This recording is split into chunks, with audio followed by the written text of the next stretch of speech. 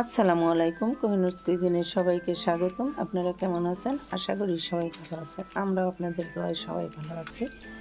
আজকে রাইস কুকারে কিভাবে আমি গরু মাংস রান্না করলাম আপনাদের সাথে শেয়ার করব। আমি প্রথমে তেল দিয়ে দিয়েছি, গরম মশলা দিয়ে দিয়েছি, তেজপাতা দিয়ে দিয়েছি। এবার আমি পেঁয়াজ কাঁচামরিচ দিয়ে দিলাম, দিয়ে লবণ দিয়ে দিলাম। পেঁয়াজ কাঁচামরিচ আমি আগে একটু ভেজে নিয়েছি, এবার লবণ দিয়ে দিলাম। 2 টেবিল চামচ আদা রসুন বাটা দিয়ে দিলাম। আদা রসুন বাটা দিয়ে আমি একটু ভালোভাবে আদা রসুনটা ভেজে নিচ্ছি।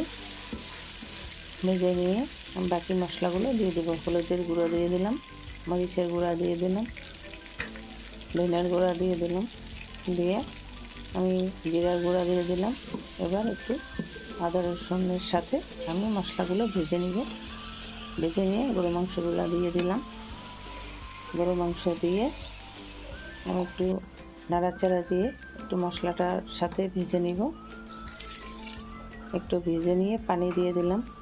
পানি দিয়ে ভালোভাবে একটু কষিয়ে নিব।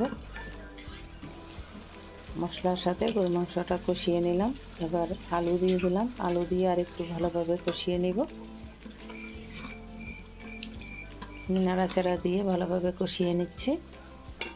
এবার আমি ঢাকনাটা দিয়ে আর একটু কষিয়ে নিব। কষানো হয়ে গেছে, ঢাকনাটা উঠিয়ে নিলাম। এবার আমি একটু জিরার গুঁড়া দিয়ে দিলাম। ওই সময় অল্প করে জিরার গুঁড়া প্রথমে দিয়েছি, এবার একটু দিলাম যাতে টেস্টটা ভালো আসে জিরার। এবার আমি ঝোলের পানিটা দিয়ে দিলাম। ঝোলের পানি দিয়ে একটু নাড়াচাড়া দিয়ে দিলাম। এবার ভাজা জিরার গুঁড়া দিয়ে দিলাম। হয়ে গেল আজকে আমার রাইস কুকারে মাংস রান্না। ভিডিওটি যদি ভালো লাগে লাইক করবেন, শেয়ার করবেন, আমার চ্যানেলটি সাবস্ক্রাইব করে আমার পাশে থাকবেন। আল্লাহ হাফেজ।